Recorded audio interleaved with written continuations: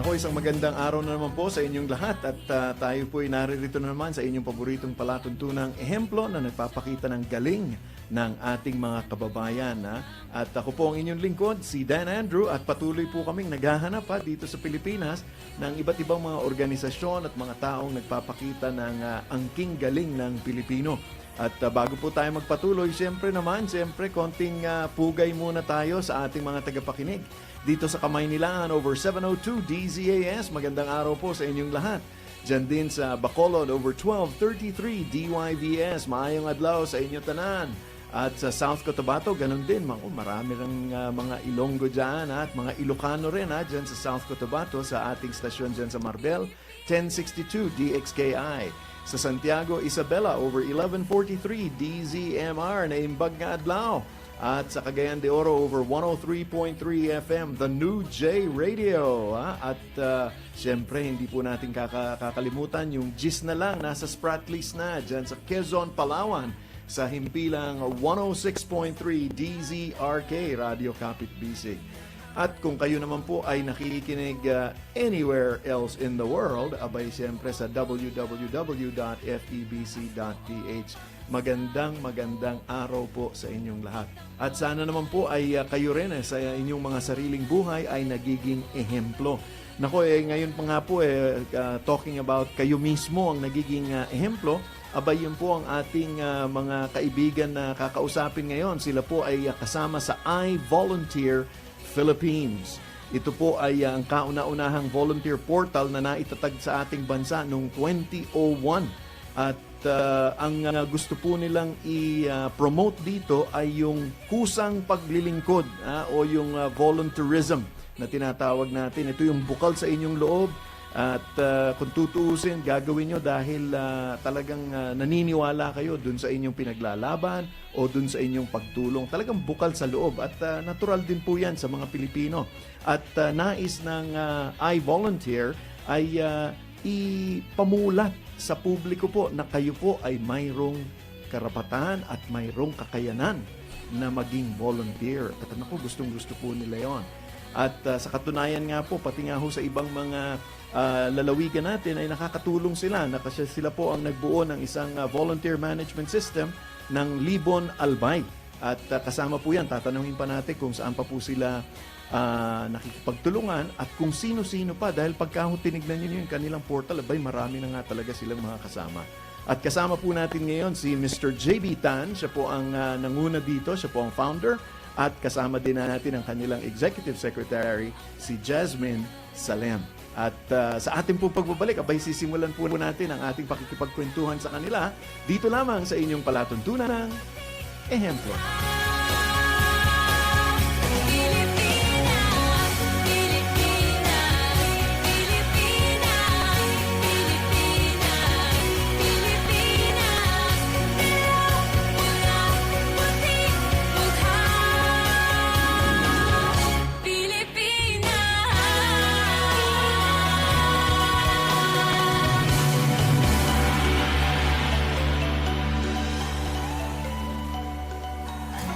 Kabataan, ito na muli ang iyong pinakahihintay na gawain ngayong taon. Youth Factor 10. Youth Factor 10. Momentum. Sa April 22, 2017, Saturday, sa Cuneta Astrodome, Pasay City. Tampok ang mga speaker na sina Bishop Junel Milan, Pastor Bong Saki, Sister Gina Go Osmeña, at Pastor Roman Guevara. Kasama rin si Miss Isabel Olidacia Prats na magbibigay ng kanyang testimony. At hindi mawawala ang musikahan at pagpupuri kasama sina Pastor Romel and Susan Guevara with the Worship Project at Musicians on Fire. Youth Factor 10. Momentum. Para sa iba pang detalye, tumawag o mag-text sa 0933-035-8039. Hatid sa inyo ng PCEC at 702 DZAS. Agapay ng Sambayanan.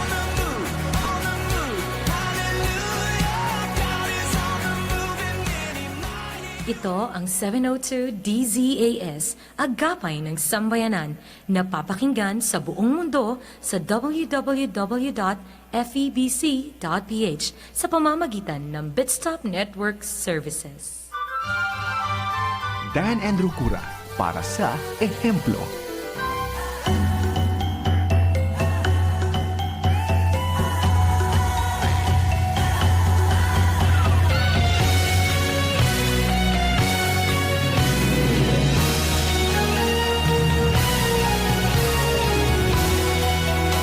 Tayo po'y nagbabalik kung kabubukas niyo pa lamang ng inyong mga radio at ng inyong mga computer o ng cellphone kung saan man kayo nakikinig. Ito po ang palatuntunang ehemplo dito lamang sa FEBC Radio at ako po ang inyong lingkod, si Dan Andrew. Sabi ko nga po kanina sa ating pagbubukas, kasama po natin si Mr. JB Tan at Jasmine Salem ng I Volunteer. Magandang araw po sa inyong dalawa.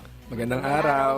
Yan, ako. At siguro, pagka ba sinabi nating I volunteer, kayo mismo mga volunteers din. Of course. Yan. Siguro unahin ko muna dun sa founder, JB.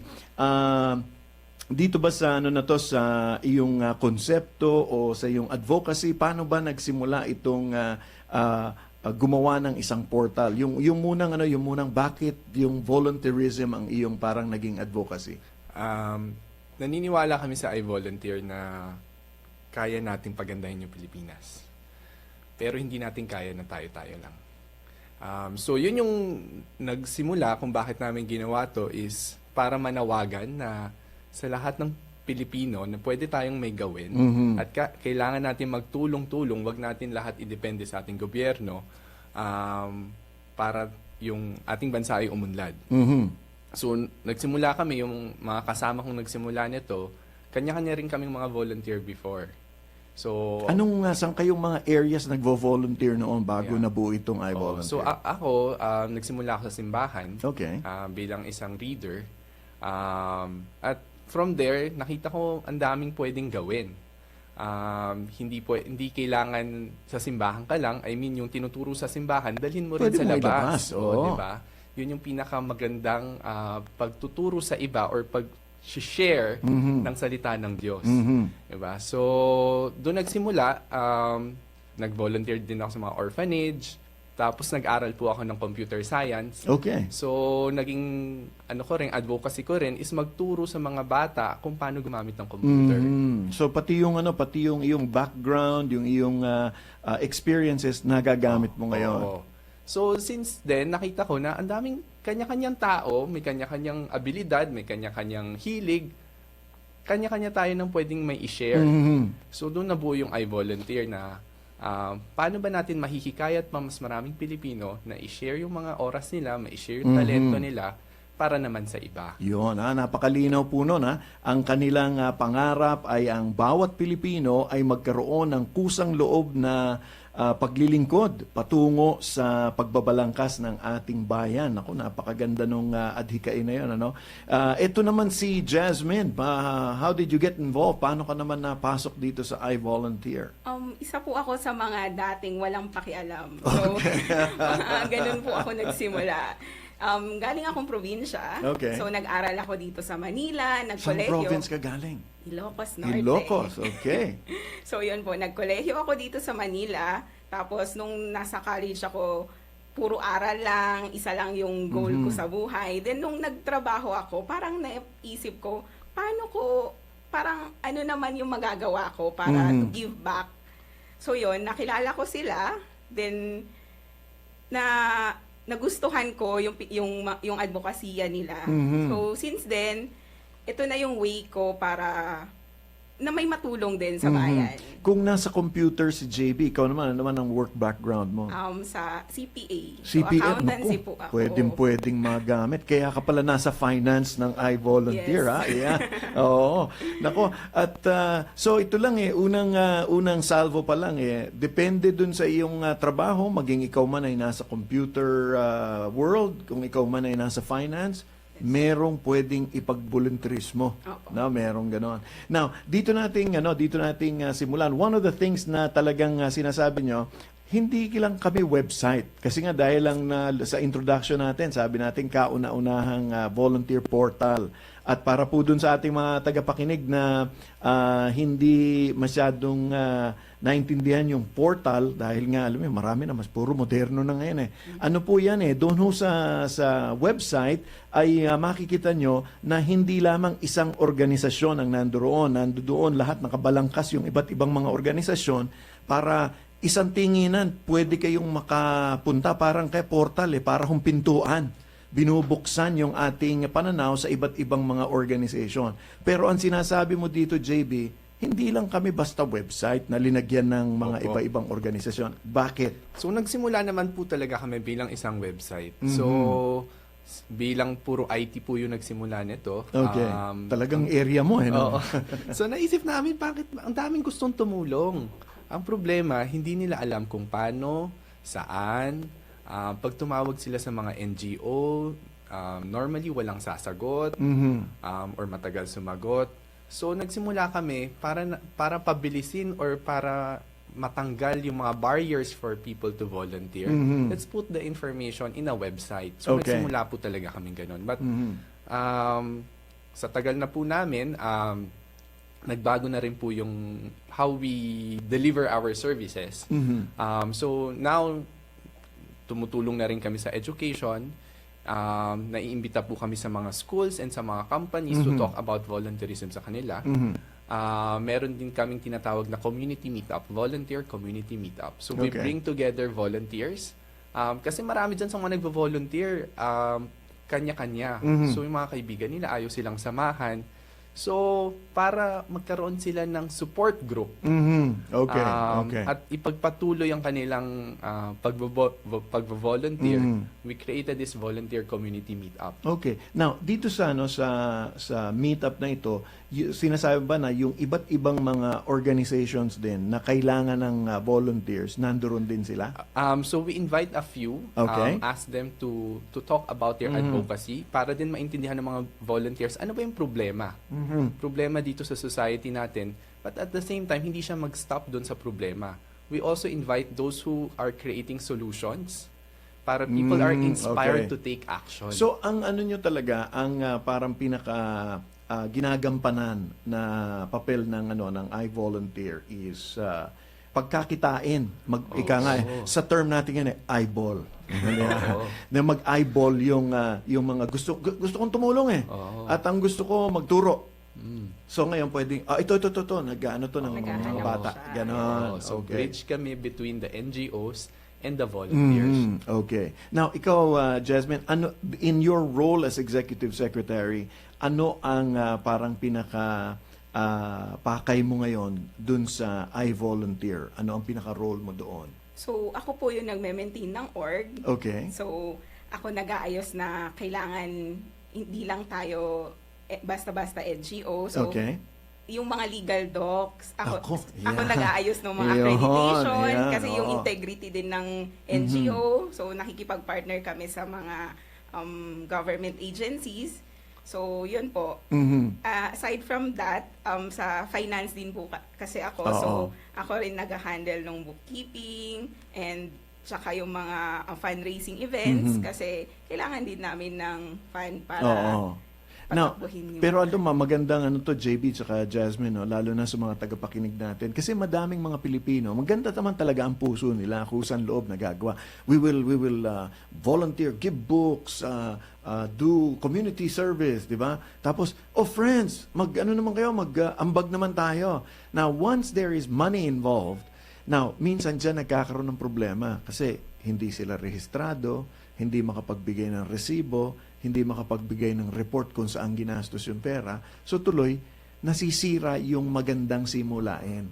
So ito, sinasabi ninyo, kung kayo man may planong mag-volunteer at tumulong, dapat parang I-volunteer din na sineset up nyo, tulad ng ginagawa ni Jasmine, lahat ng mga hindi masyadong sexy. Parang ganun. Kasi puro mga papeles yan, ganyan. At yung pagtulong dun sa front end, yun yung magandang tignan Pero kailangan mayroong gumagawa nun, Jazz? Opo. Saka, sinishare din po namin to sa mga partner orgs Yun. namin na ganito yung gawin nyo, Okay. mag-register din kayo para wala tayong problema. So, kung ano po yung ginagawa namin, sinasabi rin po namin sa kanila para ito yung mas madali. So, yun po, Okay. tulungan din namin. So sila. JB, in a sense, with that, parang nakita mo bang part din ng role ng iVolunteer Philippines yun na hindi lang yung mismong mga individual volunteer, pero yung may organization na we want to do an advocacy, pero hindi namin alam kung paano buuin yung volunteer group namin. So dalawa talaga yung Okay. pinakatinutulungan namin, yung volunteer at Okay. yung NGO. Okay. So kanina natanong po ninyo, hindi na lang po kami bilang website. Sa dami po ng NGO na nakasama namin ngayon, so In our network, there are about 150 NGOs in Metro Manila pa lang. Oh, wow. Ayun. Oh. So nakikita namin ano yung mga magagandang ginagawa ng isang NGO na pwedeng i-reapply sa kabilang NGO. Pareho naman sila ng advocacy Okay. pero hindi sila nag-uusap. I mean, they're very focused on helping the Give me community. para dun sa mga tagapakinig natin, give me an example, JB, of paano yung nai-endorse mo from one organization to Oo. the So, other. ang ginagawa namin, kung meron kaming volunteer community meetup, meron din kaming tinatawag na partner community meetup. Okay. This is for the NGOs naman. So, we ask them to come together. So, for example, meron kaming mga NGO na pare-pareho nagtututorial. Meron kami sa tulong sa kapwa sa kapatid, meron sa Payatas, meron sa QC which is He Cares, meron sa Tondo which is Project Pearl, meron sa may North Cemetery which is ATD, Fourth World. So pinagsasama-sama namin sila para makapag-usap-usap sila. At ang maganda dun sa usapan is ito yung kailangan namin. Hindi lang puro kailangan at ito rin yung pwede naming ibigay. So Okay. nagkakaroon ng ganong synergy at pagtutulungan within the NGOs. Kasi ito nga ngayon tinitignan ko, no? So lalo na like ang mukhang ang madami yung nasa education, ano, ha? Yes, tsaka mga Education kabataan. tsaka reading. Basically, no, books, no. So inaano nyo na itong mga book organizations na to, ito may activity, pwede kayong magsama-sama at magtulong-tulong. Oo. Well, alam nyo yun ang napakaganda kasi nga dahil minsan iniisip natin parang tayo lang yung tumatrabaho ng isang project, yung pala kadami pa palang nagtutulungan. And yet, ang laging reklamo ng mga NGOs, kulang kaming tao. Oo. Di ba? Ay, ang dami pala. So, Yeah. surprisingly, kahit sabihin nila yun, kulang sila ng tao, may mga ibang NGO na ayaw rin mag-accept ng volunteers. Okay. So, doon din kami pumapasok to transform and help the capability of the NGOs in terms of engaging volunteers. Okay, okay. Now, ikaw naman, Jazz, pagka kunwari sinasabi mong tuturuan mo ngayon sila nung ready nung kanilang mga papeles, paano ang nagiging proseso nun? Ano ang nagiging proseso nun? So, nagsasabi po kami kung saan sila pupunta, kung ano yung mga mas madaling kailangan kasi like yung mga SEC, BIR, kung ano yung mga requirements. May PCNC pa. Opo. Di ba? Oo. Medyo, mahirap talaga rin kasi kadalasan yung mga NGOs, pag nalalaman nila na nahihirapan na sila na mag-register sa gobyerno, hindi na nila tinutuloy. So, ine-encourage namin sila na mas madaming opportunity na darating sa inyo kung nakaregister kayo sa gobyerno. Now, pag sinabi nating opportunities, kasi nga dahil maraming mga grupo na ang tinitignan nila yung accredited, Accreditation. di ba? Accreditation. Napaka-importante po nun. Kasi nga, gawa nga ng hindi naman lahat, no? Pero nakakalungkot na mayroon pong mga taong mali ang pag-iisip, ginagamit na front no, ng kanilang maling asal, yung mga NGOs, yung mga kunwari sasabihin nila, non-government kami or humanitarian organization. Ano? Dito ba sa iyong experience, JB, naging madali ba na manghikayat ng magbuo ng volunteer sa iVolunteer? Nako, hindi po. Okay, yeah. Bakit? So, nung nagsimula po kami, marami pong una, lahat kami ngayon ay puro volunteer. Pati po kaming dalawa, meron po kaming trabaho. So, Okay. pagtapos po nito, pupunta pa kami ng trabaho. Okay, okay. Pero yung So po, you got your day job. yes. Ika nga. Oo. So, we walk the talk in terms of being volunteers. Okay. And yun nga, unang-una, within the organization, volunteers also come and go, right? So, yung stability of the capacity and the capability is also very difficult. Second is, nung nagsimula kami, ang dami ring mga haka-haka. So, from the volunteers, tanong nila is, yung tutulungan namin, totoo ba yan? Katulad ng sinabi nyo kanina, marami ding mga pagdududa kung lahat ba ng mga NGO ay totoo at sana pupunta yung mga tinutulong nila, either oras man yan or pera. So may ganong question. Sa NGO naman, meron ding question. Yung mga volunteer ba yan, hindi yan mga totoong volunteer yan or hindi yan mga mang-aabuso lang. O baka tumatanggap din ng bayad Oo. yan. Oo. So ganon, there's a balance of a trust system that was lost that we needed to bring back. Oo. So yun nga, kanina sabi ni Jasmine, one of the things why we do these papers and administrative is because we want to ensure that our integrity is not compromised. Because yun lang talaga yung pwede namin i-offer sa mga tao to that integrity of iVolunteer such that they trust us and hopefully they trust each other Oo. eventually. Tapos, at saka maganda nga nun kasi dahil lang nangyari, merong term natin may point of accountability na kung ako ay isang NGO na maayos yung papeles ko, gusto ko yung katrabaho ko. Maayos din ang papeles niya, tsaka maayos ang pagpapatakbo niya, di ba? Naku, ang kausap po natin ngayon ay ang mga nasa harapan at nasa pagbabalangkas po ng iVolunteer Philippines. Si JB Tan, ang founder nila, at si Jasmine Salem, ang Executive Secretary. Sa ating pong pagbabalik ay ating titignan, i-explore pa natin, ano ba yung puso ng isang volunteer? Dito lamang sa inyong palatuntunang ehemplo.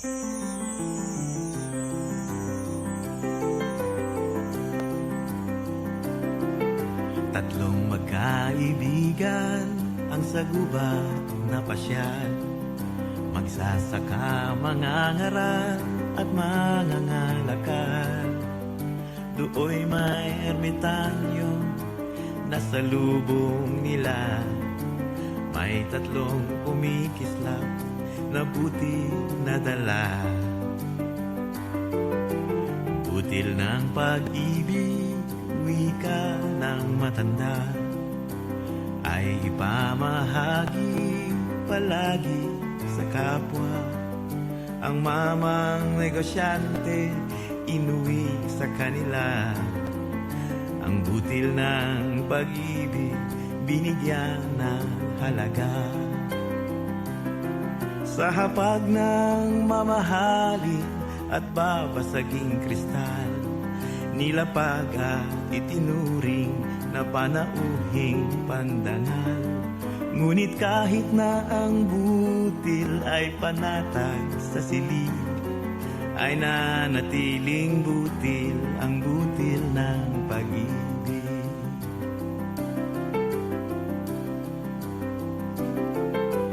Butil ng pag-ibig, wika ng matanda, ay ipamahagi palagi sa kapwa. Ang magiting na guro, kanyang isinapuso. Ang butil ng pag-ibig, tinuring na ginto. Nilukuban ng talino ng maingat na pantas, sa sisid lang kumikinang na pilak na kwintas.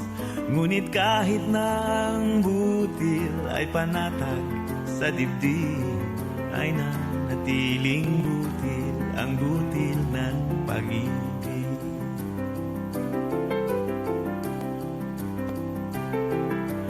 Butil ng pag-ibig, wika ng matanda, ay ipamahagi palagi sa kapwa. Ang masinop na magbubukid, isinalin sa paso. Ang butil ng pag-ibig, inalay sa mundo.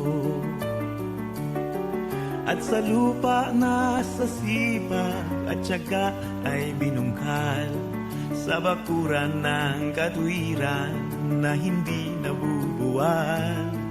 Sa palibot na payapa, hinasik at dinilig, sumibol at namunga ang butil ng pag-ibig. Sa palibot na payapa, hinasik at dinilig, sumibol at namunga, namunga ng kalinga. Tiwala at pag-asa ang butil ng pag-ibig.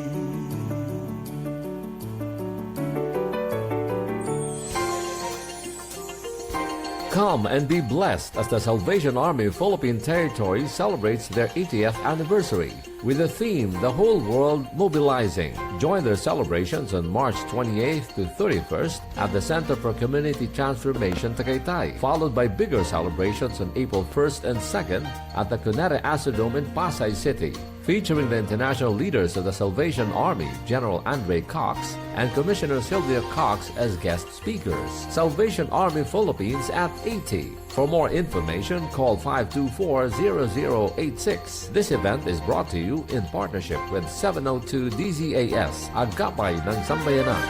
Ito ang 702 DZAS. 702 DZAS. Agapay ng Sambayanan. Kasapi sa KBP, kapisanan ng mga broadcaster ng Pilipinas. Dan Andrew Cura para sa Ehemplo.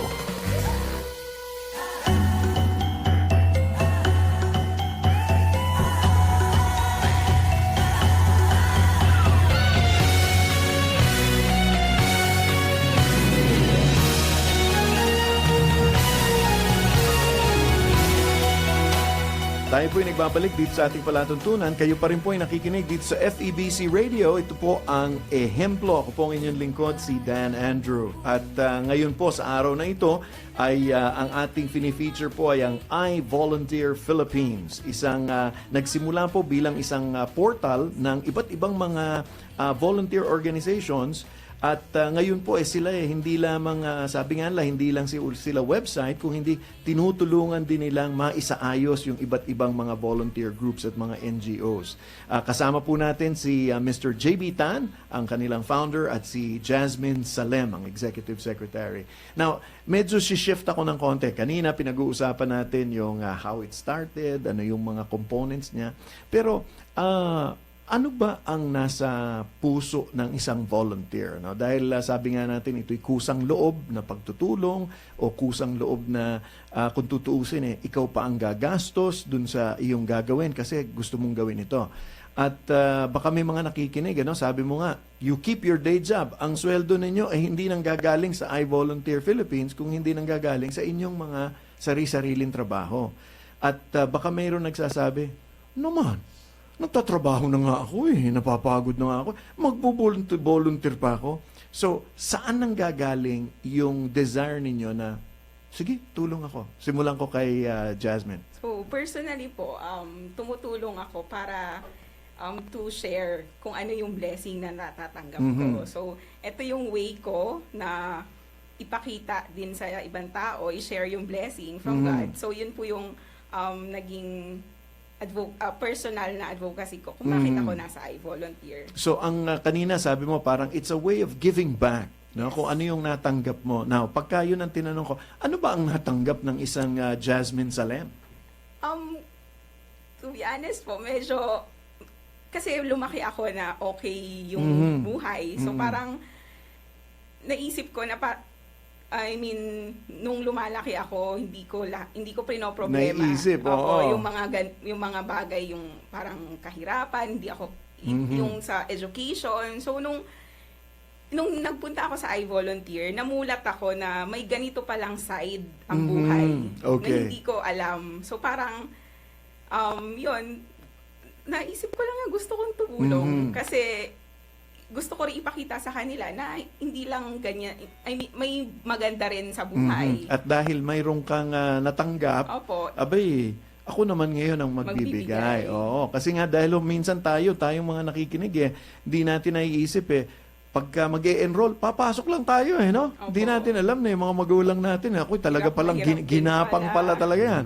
Pag kailangan mo ng libro, boom, nandun na yung libro. Pag kailangan mo ng backpack, may backpack na kagad. Sa iba, wala. Ni tsinelas, wala. Di ba? So para sa akin yung I Volunteer, yung eye-opener Okay. sa buhay. Ano ba? Nagkaroon ba ng parang exposure experience, at least for you? Sa akin po, nakita ko lang sila sa Facebook. Okay. So, nilike ko yung page nila. Tapos, may pinost sila about Brigada Eskwela. So, Okay. yung mga magulang ko po kasi ay educator. So, yun yung Kabit na first kabit. na, alam ko kung gusto ko yung sa school, ganyan-ganyan. Tulungan yung mga teacher, public school teachers. So, yun, nag-sign up ako sa kanila. Then, luckily, na-meet ko yung isang founder, si Bell, tapos Bell Padlan. So, okay. kasama siya ni JB na founder ng I Volunteer. So, yun, since then, pinakita nila kung ano yung pinaglalaban nila, ano yung advocacy nila. Then, natuwa naman ako. Trinay ko siya for ilang weeks. Then, tuloy-tuloy Yun na na yun. hanggang ilang taon. And the rest is history. Yeah. Ikaw naman, JV, sa iyong situation, ano? How did that come about na, ang dami-dami mong gagawin and lalo na IT, computer, in demand yan. Pero apart from what you're doing, gagawin ko tong iVolunteer. What got you doing that? So matagal-tagal yung si Jasmine nagsimula mga 2014, 3 years ago ngayon, ganyan na siya. Ako medyo matagal-tagal yung pinagdaanan ko. Okay. No? So matagal-tagal na akong volunteer. Ang puso ko nagsimula is dahil gusto ko lang ma-develop yung sarili ko. So it So was personal development. na. Okay. So it was very selfish. Sabi ko nga nagvo-volunteer ako sa simbahan. But it was more to It help. makes me feel good. Yeah, di ba? Parang gano'n. Hindi, tsaka natatakot po kasi ako magsalita sa maraming tao. Okay. So pinilit kaya ako nag-reader para Oo. pilitin. Mga ilang milyon lang naman ang kausap mo ngayon, di ba? So yun, pinilit ko yung sarili kong tumayo sa harap ng maraming tao to give me that opportunity na para mag-practice. Okay. So ganun po ako nagsimula. Over time, yun nga. What changed? Yeah. Nagbago. Katulad ni Jasmine, madami po akong nakitang mga bagay-bagay na nagmulat sa mata ko na parang hindi po ako mapakali na walang gawin. So ngayon po, kahit po maraming trabaho, maraming problema, what motivates me is seeing them. So si Jasmine, I'm inspired by her because siya yung isa sa mga beneficiary namin kung matatawag na produkto, ano? Oo, na mga taong dating walang pakialam or hindi namulat, biglang nagkaroon ng mulat, ngayon nagvo-volunteer na. na. So I'm inspired seeing more Jasmines to help the country. Would I presume na maraming ganon sa iVolunteer ngayon? Opo. Okay. At marami rin yung iba nandun sa mga NGO NGOs partners naman, na natin. nagsimula rin dun sa nung nakita Opo. nila yung iVolunteer. Opo. Now, what does it take?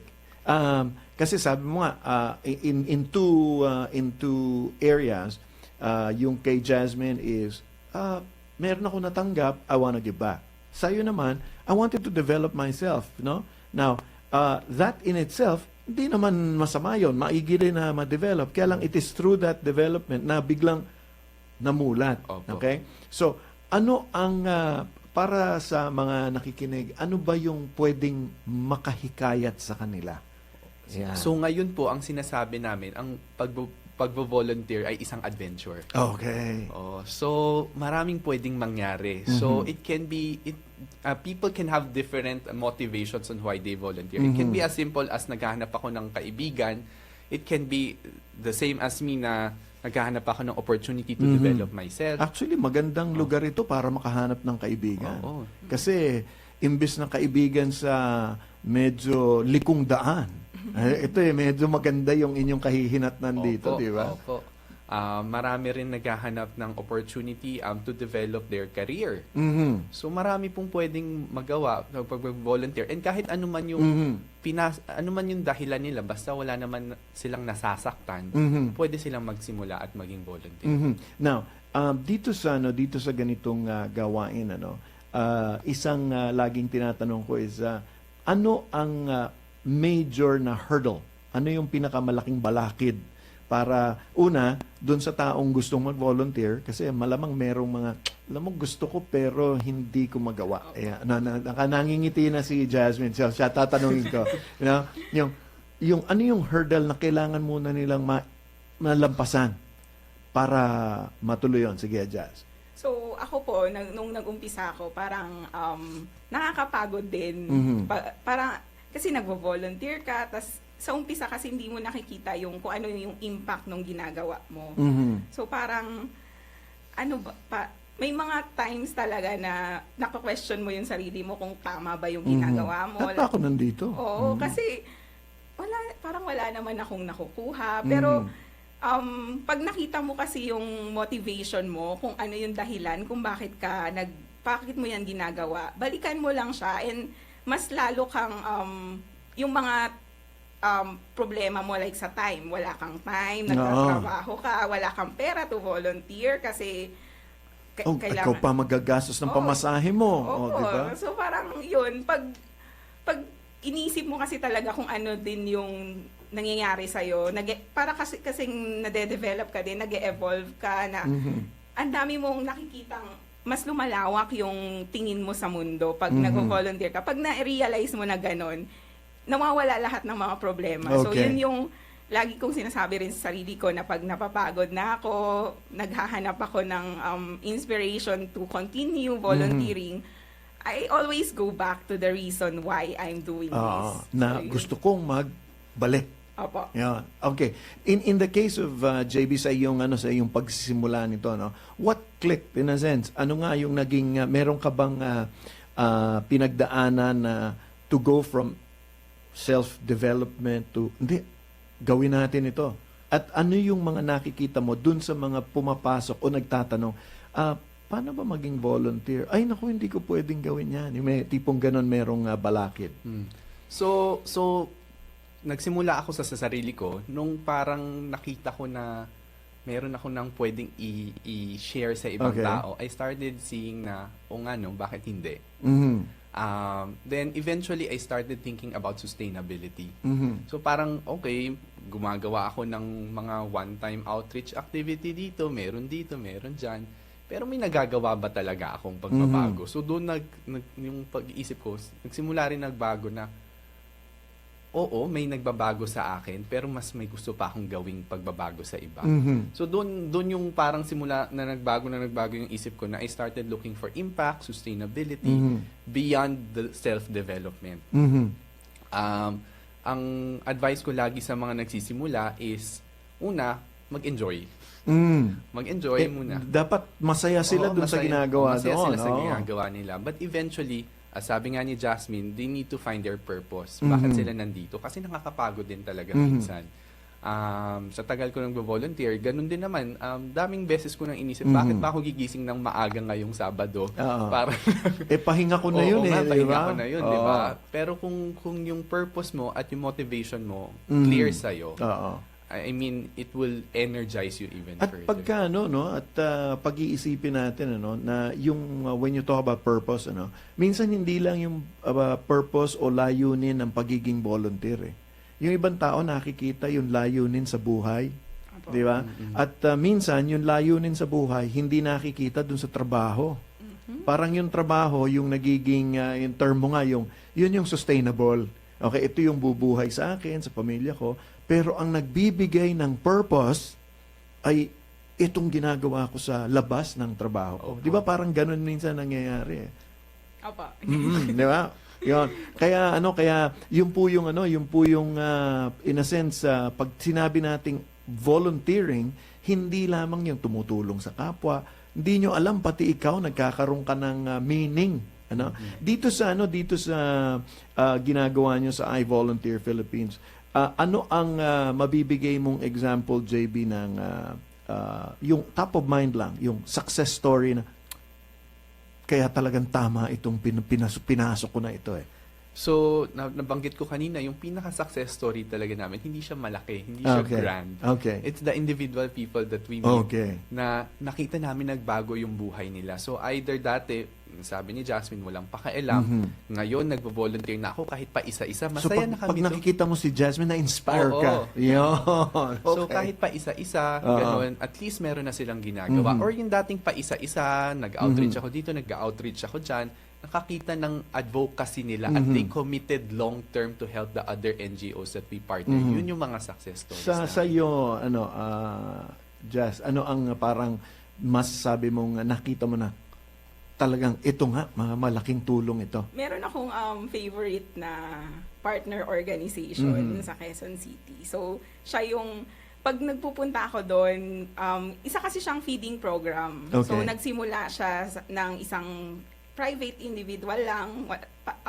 May nakita siya na nagugutom sa daan. Tapos, pinakain niya. Tapos, parang nagising din siya na, ay gusto ko itong gawin. So, every weekend, kasama niya yung anak niya, na nagluluto lang silang dalawa lang. Tapos, nagpapakain sila sa mga homeless, yung mga nasa Sa lansangan. mga daan. Oo. Tapos, after no, nakilala niya yung I Volunteer. Oho. Tas pag nagkukwentuhan kami, lagi ko siya kasi yung binibisita kasi malapit siya sa amin. So, pag nagkukwentuhan kami, sabi niya, alam mo, ang ganda ng ginagawa niyo. Kasi dati, hirap na hirap ako magluto. Kami lang ng anak ko yung gumagawa lahat. Tapos nung nakilala ko yung I-Volunteer, ang daming dumagsang tulong. Ang dami Na pala nagluluto. Ayan. Oo, may mga minsan nga hindi na kami nagluluto kasi nagbibigay na sila ng pagkain, dito sila nagbo-birthday. So parang ito yung nagagawa din ni I-Volunteer sa mga org. So parang this is- tinutulungan niya. bring in the community, di ba? Opo, tinutulungan niya yung mga tumutulong. So parang yun, na-inspire din ako pag nakikita ko sila na natutuwa din sa mga volunteers. So yun po. Nagkakaroon ba ng is there an opportunity para yung kunwari kagaya ko, gusto kong magsimula ng isang organization na tinitignan ko lahat ng mga organization nandito, merong isang advokasya dito na wala pa eh. Tapos magsisimula ako, kaya lang hindi ko alam kung paano. Pwede ba akong pumunta sa inyo? Opo, pwede namin kayong kausapin. Mag-email lang po kayo sa amin. Marami po nag-email kung paano ba magsimula ng isang NGO. Okay. Pwede po namin kayong kausapin kung anong kailangan. Now, another practical question. Some people will ask, sige, di I volunteer kayo. Sabi mo, lahat volunteers. Pero paano nasusustentuhan yung organization ninyo? Dun lang sa website, kailangan may babayaran kang mga fees. Di ba? So, saan nanggagaling yung mga tulong naman para itaguyod? Kasi money is also needed to move an organization. Opo. So, naghihikayat din po kami ng mga volunteer para tulungan kami. So, Financial volunteer naman. volunteers. At the same time, from time to time, nagra-rummage sale kami. Okay. So, humihingi po kami ng mga donasyon na pwede pang ibenta para din tulungan yung mga hindi nakakabili ng mga gamit-gamit. Oo. At the same time, yung Tulungan din yung organization. Oo. At kamusta naman ang, in a sense, ang stability ng I-Volunteer, Jazz? Mahirap siya na Okay. i-sustain talaga kasi sa mga parang we're living one step at a time. So Oo. parang ito muna yung i-finance natin. Kinakausap ko sila na minsan tipirin natin. Pero naghahanap din kami ng mga way na mas maging sustainable yung org. So, yun. Aside from yung mga rummage sale, meron din yung mga block screening, mga one-time Ito, mga movie? fundraising. Okay. So, yun. Now, kung kunwari, gamitin na natin, kaya nga kayo nandito dito eh. Kung may mga nakikinig ngayon, tapos sasabihin na parang gusto kong tulungan ito eh. How do they get in touch with you? They can either email us at contact us at ivolunteer.com.ph or contact us through Facebook. Naku, ayan eh, talagang, basta hanapin lang I Volunteer Oo, Philippines. oo. No? Or sa website namin, meron ding contact form doon. So, doon naman sa kanila is ivolunteer.com.ph. Okay, so yun yung pwede nyong puntahan para makausap sila kung paano kayong pwedeng mag-volunteer, pwedeng tumulong sa organizations, magtayo ng organization, or mag-fund ng inyong gawain. Opo. Ano ang biggest challenge ng I-Volunteer to date? Yung parang, wow, pag-iisipin mo. Ang dami pong gustong tumulong. Ang dami pong gustong Wow, napaka-positive ng challenge. Opo. Okay yun. So, it's an I was expecting opportunity. something bad, pero ito is sobrang dami. Daming Okay. gustong tumulong. Ang daming kumukontak sa amin from the provinces, from Okay. Cebu, from Davao, minsan sa Zamboanga, sa Ilocos. Hindi namin kayang gawin lahat. Meron ba kayong plano na parang mag-decentralize? Parang something like I Volunteer Mindanao. Yes. Okay. So we're already talking with some people in Davao Okay. to start something like that. But yun, we want sana more people to self-organize. Aha. Oo, and if you are from the province, if you want to set up your own I Volunteer in your province, you can contact us Okay. and we can help you. Now, paano naman yung pagdating sa yung, siyempre, one of the things na kailangan ingatan natin, yung pangalan, di ba? So, I Volunteer Philippines. Gusto kong magtayo dito. Paano nyo may ensure na yung itatayo ko, itataguyod yung mga panuntunan Yep. ng I Volunteer? So, unang-una, we have our values that we Okay. align to. So, we need to ensure na pareho tayo ng gustong gawin. Okay, so that there will be that screening process, but at the same time, there will be that capability building process to ensure na while we are aligned, pareho din tayo ng ginagawa. In what way? Anong klaseng capability building? So one is volunteer management. So how do we engage more volunteers? How do we talk to the volunteers to encourage So, more in a sense, volunteers? parang training din. Yes. Kaya nga, Opo. training. Okay. Now, given that, let me use as an example yung nabanggit ko. This is a municipality. So, in a sense, it's a local government institution yung sa Libon. Anong klaseng volunteer management system ang sinet up ng iVolunteer for Libon Albay? Actually, ang partner namin doon ay hindi government. It's Okay. still an NGO. Oh, it's still an NGO, Opo. pero tumulong lang dun sa Opo. municipality ng Libon. Opo. Okay, okay. So, as much as we can, we look for NGO partners. Kung merong gano'n na nasa probinsya na wala pa kaming presence today, sila po yung nag-execute. Okay. Same as what we do in Manila. Sila naman talaga yung So nag-execute sila sa yung community. nagpa-front, tinutulungan nila yung Oo. Libon Albay Municipality, Opo. tapos nagbigay lang kayo ng capability building for Opo, them. opo. Okay. And what does volunteer management mean? Yeah, para maintindihan, baka yung iba, parang gusto ko magpatulong din dyan. Marami kasi akala nila pag volunteer management, basta magtawag tayo ng volunteers, yun na yun. Ang sinasabi namin, hindi talaga. Volunteer management is a supplement to other advocacy. So, kailangan very clear muna sila, ano ba yung gusto nilang gawin? Ano ba yung problema na tinatry nilang isolve within the area or community that they are present. So, it Okay. starts from there. It's really identifying the problem. Now, once you have a problem that you want to transform or change, tsaka natin isipin saan papasok yung mga volunteers. Kasi yung ibang volunteer, hindi naman lahat ready sumabak sa kahit anong gawain, di ba? So, kailangan may pag-iisip din na mangyari.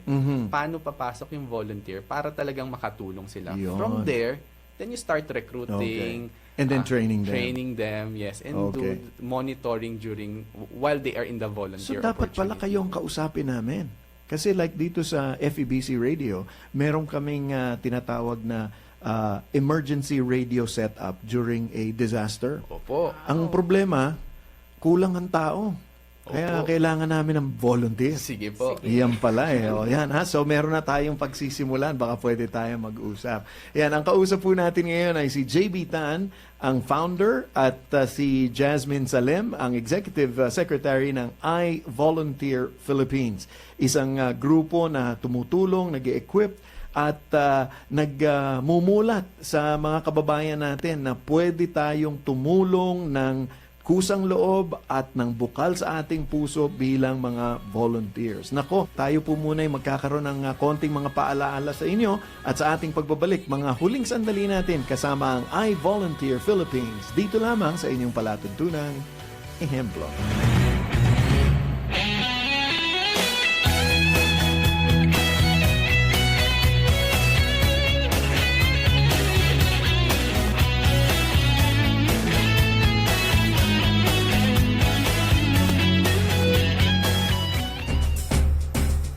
Pakinggan ang mga bagong programang handog sa iyo ng paborito mong himpilan. Tuwing Sabado ng umaga, ang pagsasadula para sa radyo ng mga klasikong kwentong Pilipino sa DZAS Drama Specials tuwing alas 11 ng umaga at ang mas mahabang oras ng talakayan para sa mga pusong ina na moms at heart kasama si Mommy Bessie Rios tuwing alas 2 hanggang alas 3 ng hapon. Tuwing Linggo ng umaga, sasamahan ka ni Miss Chicky Holman Yulo sa Recuerdo at Recado alas 10:30.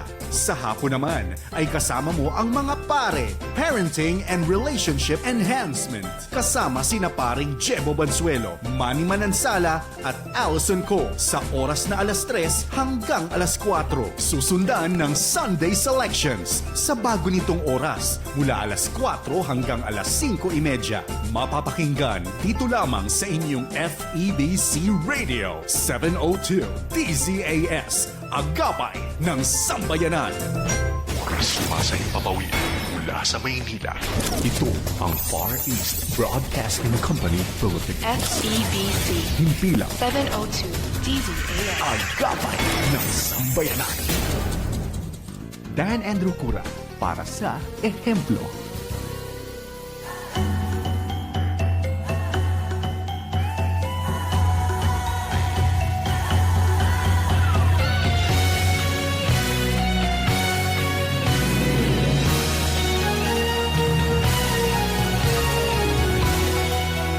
Tayo po ay nasa huling bahagi ng ating palatuntunang ehemplo at tulad po ng dati, ako po ang inyong lingkod, si Dan Andrew, na nagpapaalala sa inyo, bay kung gusto nyo pong magbigay sa amin ng suggestion, ng mga mungkahi ninyo na pangalan ng Pilipino o kaya naman mga organisasyon na tumutulong po at nagpapakita ng kagalingan ng Pilipino, abay pwede nyo pong i-post yan sa ating ehemplo FEBC Radio fan page.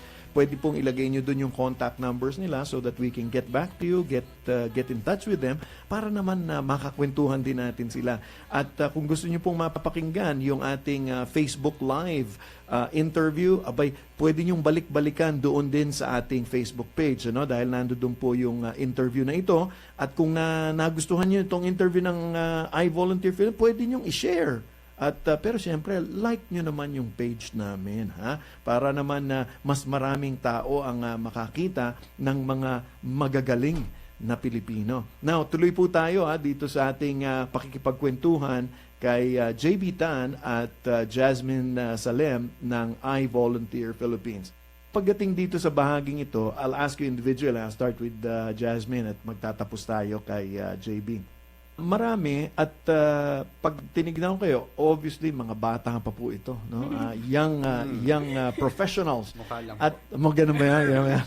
At karamihan nga, syempre talagang lalo na yung mga younger set natin, young professionals, yung medyo may kakayanan na, nakakapagtrabaho na, lalong-lalo na yung sinasabi nga daw nila, yung mga millennials ngayon, ano daw, purposeful, yung laging gusto nila, yung hindi lang basta tatrabaho, gusto namin yung may ginagawa na may dahilan, may meaning, malaking bahagi yon dahil kami, yung mga baby boomers, sa amin kailangan mabuhay, trabaho tayo. So yun naman ang dala ng mga baby boomers. Pero ngayon mas mayroong may advocacy, mayroong gustong tumulong, may meaning. So dun sa mga nakikinig sa atin ngayon ng mga young professionals, mga young people, paano ba maging isang ehemplo ngayon? Paano pwedeng tumayo bilang isang ehemplo na Pilipino? Dahil sabi nga nila, habang tumatagal, parang nahihirapan na tayong to look back at sino ba yung gagawin nating example? No? Sa iyong palagay, Jasmine, what are the character traits? Ano ba yung na para maging isang ehemplo? Para sa akin po, naniniwala ako na lahat tayo may magagawa. So pag naniwala tayo talaga na meron tayong magagawa, I mean, sunod-sunod na yan Parang aalis ka sa comfort zone mo na reach out sa parang outside of your world na at makikita mo na ang dami pang kailangan gawin. So kailangan mo lang talagang lumayo dun sa nakasanayan mo na. Parang ako din siguro dati na nag-umpisa lang na ayoko makialam, ayoko munang doon ka lang sa loob ng circle mo. Study lang muna, aral-aral. Then nung naisip ko yan na teka lang, may ibang mundo din pala. So doon ako nagsimula talaga. So yung tapang mo lang na umalis doon sa comfort zone mo. Kasi siguro yun yung doon magsisimula. So, si JB naman. So, maging isang ehemplo, maraming pwedeng gawin, no? So, pag iniisip kasi nating ehemplo, parang napakabigat na salita, 'di ba? Parang anong kailangan Jose Rizal ka agad, 'di ba? But hindi kailangan ganun. Pwede kang maging ehemplo sa sarili mong komunidad, sa sarili mong pamilya. Magsimula ka doon. Pag natapos mo na yun, then start reaching out to more people. So, ibig sabihin, hindi kailangan na malakihan. Magsimula ka lang dun sa paligid mo at then unti-unti ka namang lumabas. Yun naman ang sabi ni Jasmine. Yan, lalong-lalo na, yan po ang parang tag ng I Volunteer Philippines, no? Dahil ang bawat Pilipino ay bayani. No? Every Filipino a hero. At totoo nga po yun. Alam nyo, dito sa ating palatuntunan, marami na tayong mga nakikilalang mga heroes. No? Sabi nga natin, walang rebulto kagaya nila Rizal at Bonifacio, pero nonetheless, hero pa rin. Ano? Yan. Nako, maraming salamat sa I Volunteer Philippines. At ito po sana'y nakapagmulat sa atin na pwede tayong magsimulang tumulong pwedeng, kung hindi don't reinvent the wheel, madami na palang organisasyon eh. Silipin nyo lang dun sa ivolunteer.com.ph. Nako, masigurado yan, meron kayong mapagsisimulan dyan. So, thank you so much for spending your Maraming time, JB. Salamat din po. Yan, si JB Tan, founder, at si Jasmine Salem. Thank you very much. At sabi nga nila, kung hanapin nyo lang sila sa Facebook at nako, kung gusto nyo pong tumulong bilang isang funder, pwede yan, tanggap nila yan. At ganun din yung mga volunteers. As a matter of fact, ang kanilang number one problem, too many volunteers. Ang ganda naman nun, ha? Ayan. At wine-welcome po nila yung more volunteers in the future. Nako, talaga pong kulang po tayo sa oras at tayo'y laging gahol dahil nga napakasarap pong makipagkwentuhan na makita at gusto nating maipakilala sa inyo itong mga kababayan natin na gumagawa ng napakaiging gawain para sa ating bayan. Kaya nga po, tulad nga ng sabi nila, gusto nilang hikayatin ang mga nagvo-volunteer para po buuin yung ating bayan for nation building. Hindi kailangan lahat tayo, umasa lang lahat tayo sa pamahalaan kung hindi tayo mismo ay tumulong at gumawa mismo ng mga gawain ito. Naku, paalala lang po ulit, kung kayo po ay may kakilala, punta lang po kayo ulit sa ating Ehemplo FEBC Radio fan page. Just post a comment, encourage us, encourage the people that you are listening to. Pagka narinig nyo na nagustuhan ninyo, natutuwa po sila na sinusuportahan nyo sila at kami naman po ay tutugon sa inyo kung meron kayong mga katanungan. Huwag po kayong mag-atubili. Ito po ang inyong lingkod, si Dan Andrew, dito sa inyong palatuntunan dito sa FEBC Radio na lagi pong nagpapaalala sa inyo, saan man, kailanman at kahit sa maliit na paraan, maging isang mabuting ehemplo ka, kaibigan. Magandang araw po sa inyong lahat.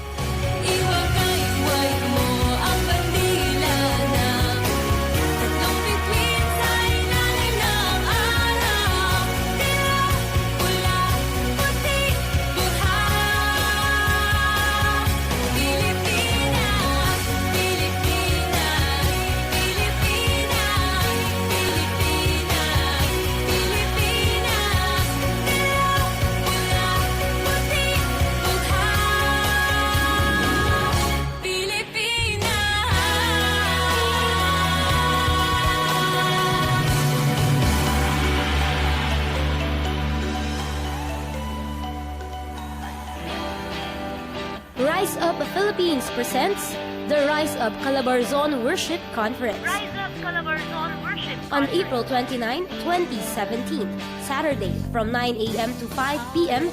at the Cavite Gymnasium, 13 Martires, Cavite.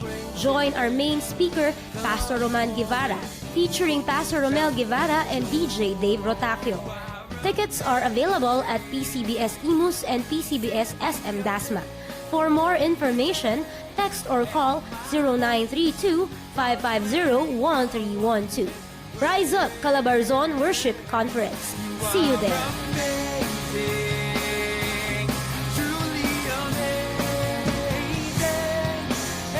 Para sa talakayang praktikal na may kaugnayan sa mga usaping legal, umpisahan na ang mga pag-uusap dito lamang sa Tabas ng Batas.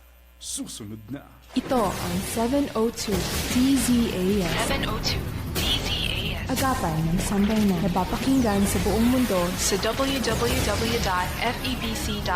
sa pamamagitan ng Microsoft Media Server Technologies at ng Bitstop Computers. Mula sa 702 DZAS, Agapan ng Sambayanan. Narito na ang programang mag-uugnay sa iyo tungo sa wastong kamalayan sa batas. Praktikal na talakayan ng mga alituntunin at balitaktakang may kaugnayan sa mga patakaran ng bayan. Kinilala sa Golden Dove Awards bilang Best Documentary Program. Ito ang Tabas ng Batas. Tabas ng Batas. Kasama sina Attorney Chona Cruz Gonzalez at Attorney Micah Rachel Cruz.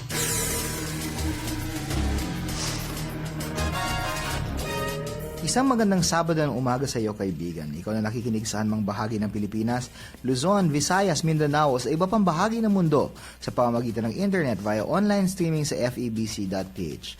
Magandang araw sa iyo. Maraming na aga sa inyo namin nakikinig dyan sa Bicol Region sa pamamagitan ng CARE 104.3, The Way FM at dyan din po sa Zamboanga City na nakikinig via 1116 DXAS Radio Comunidad. Buenos dias. At sa iyo rin na narito sa Metro Manila at walang sawang nakatutok tuwing Sabado na umaga. Magandang umaga po. Ito ang programang Tabas ng Batas dito sa paborito niyong himpilang 702 DZAS, Agapay ng Sambayanan. Kami po ang iyong kakampi sa batas tuwing Sabado ng umaga. Ako po si Attorney Micah Recio Cruz. Isang magandang Sabado po na umaga sa inyong lahat. Ako naman si Attorney Chona Cruz Gonzales. At nagagala kami ni Attorney Micah na kami po ay narito upang maglingkod po sa inyo ngayong Sabado ng umaga. At nais na